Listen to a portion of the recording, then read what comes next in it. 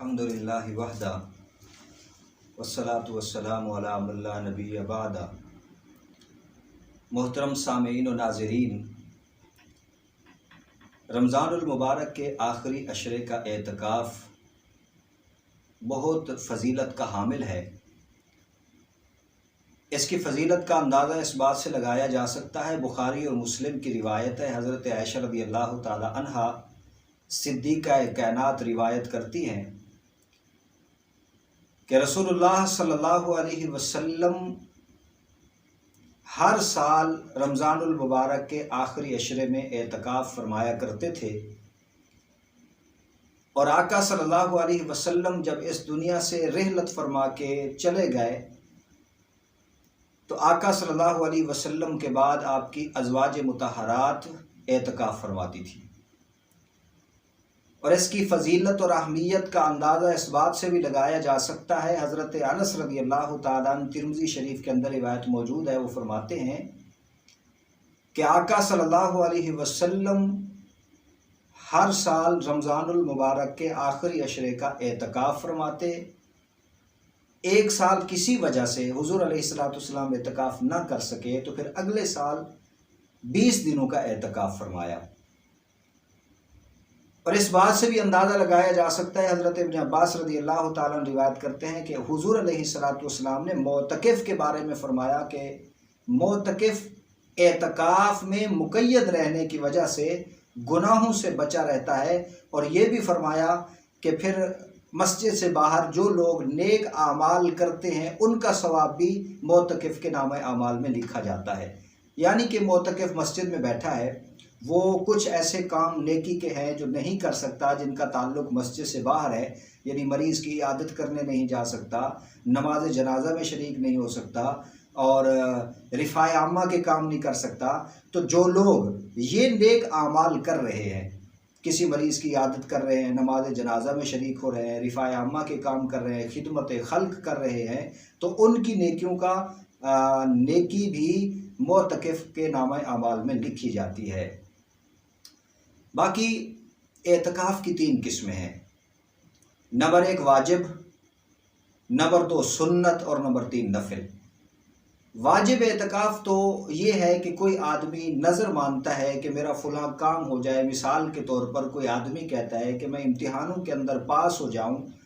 یا میرے اس کاروبار کے اندر نفع آ جائے مجھے، یا میرا کوئی عدالت کا کام ہے اس میں مجھے کامیابی مل جائے، تو میں 1 دن کا، 5 دن کا، 10 دن کا اعتکاف کروں گا۔ تو یہ اگر اس کا کام ہو جاتا ہے تو پھر اتنے ہی دن کا، جتنے دنوں کی اس نے منت مانی ہے، اعتکاف کرنا واجب ہوتا ہے۔ یا کسی کام کے ساتھ معلق نہیں بھی کیا، ویسے ہی اس نے کہا کہ میرے ذمے اللہ کی رضا کے لیے، اللہ کی خاطر اتنے دنوں کا اعتکاف ہے، تو یہ منت ہوتی ہے، اس کے اوپر لازم ہوتا ہے۔ اس کے لیے بھی روزہ شرط ہے۔ اور دوسرا اعتکاف ہے سنت مؤکدہ، اس کا تعلق رمضان المبارک کے آخری عشرے کے ساتھ ہے، کہ رمضان المبارک کے آخری عشرے میں، یعنی کہ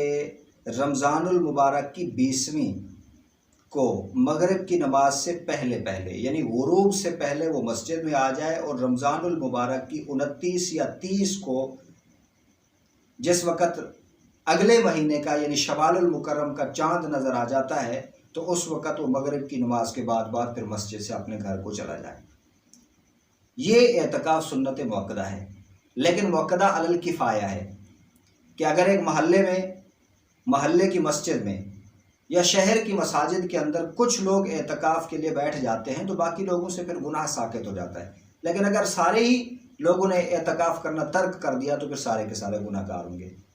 اور ایک ہوتا ہے نفل اعتکاف، کہ جب بھی انسان مسجد میں داخل ہو، چاہے وہ 1 گھڑی کے لیے، 1 لمحے کے لیے، 1 گھنٹے کے لیے، 1 دن کے لیے، تو وہ نفل اعتکاف کی نیت کر لے۔ جب تک وہ وہاں رہے گا اس کو اعتکاف کا ثواب ملتا رہے گا، اور جو وہ اعمال کرے گا ان کا بھی ثواب اس کو ملتا رہے گا۔ یہ نفل اعتکاف ہے، اس کے لیے روزہ شرط نہیں ہوتا۔